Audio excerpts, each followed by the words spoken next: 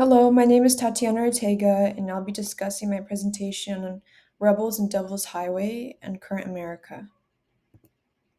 In my essay, I discussed the setting of the desert and how much of an effect it had on the men. In the middle of the book, it describes who the Welton 26 men were. They were all men of different ages trying to find better opportunities in life for their families back home in Mexico, Veracruz. The men were hardworking and willing to walk through the desert for a couple hours. The guide, Mendez, doesn't know where he's going and gets them lost. It's been more than a day of walking, but Mendez still pushes them to walk for hours in extreme heat. Mendez continues to deny, saying that they are almost there. The men suffer physically and mentally. They experience hallucinations and some go mad.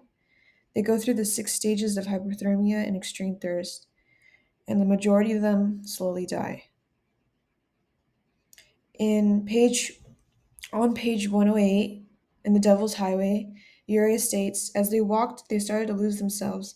Their accounts of the following days fade into strange twilights of pain. Names are forgotten. Locations are nebulous, at best, since none of them, not even the coyotes, even knew where they were going, even knew where they were.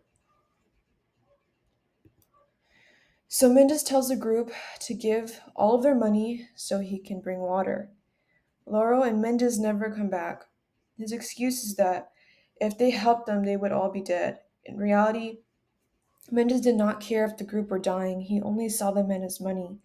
He was not there to help at all. Their own people betray them and leave them to die. This is a common practice of the Coyote Gang. In the novel, Uriah states, every week walkers are left to die by their guides. It is so common that it must be seen as a standard coyote practice, a business move. This shows that the coyotes do not see them as people. They don't have any remorse for them. This is a convenience for the coyotes. And the ones that do die are known as the Yuma 14. People will continue to die because both governments do nothing to prevent deaths from happening. Walton 26 is only famous because of the numbers, not because of the rebels themselves. The men are only numbers and not human to the public. Uriah wanted to change this by giving a more intimate view of the lives of the men. In the beginning of the book, Uriah introduces a white man who dies in the Devil's Highway on January 18th, 1541. He goes on saying, others died before.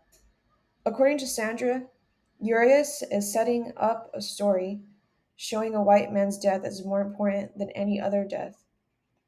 She says, the white man is first, and any who preceded him were nameless others. This was from Sandra's criticism. Other minorities are not worth mentioning. This shows how rebels are degraded because of a white man's death is recorded compared to the thousands of rebels who are forgotten. America today celebrates rebels. Misty Copeland is the first African American to be a principal at the ABT, American Ballet Theater, in history. No other African American in history became a principal in a ballet company. It was very rare for those even to be a core dancer. And the American Ballet Theater made it possible. They are the first company to have a minority prima. This won't be the last. They are continuing to raise the bar of diversity in the company and dance industry. For many years, the ballet industry was known to be racist, but the American Ballet Theater is rebelling this custom.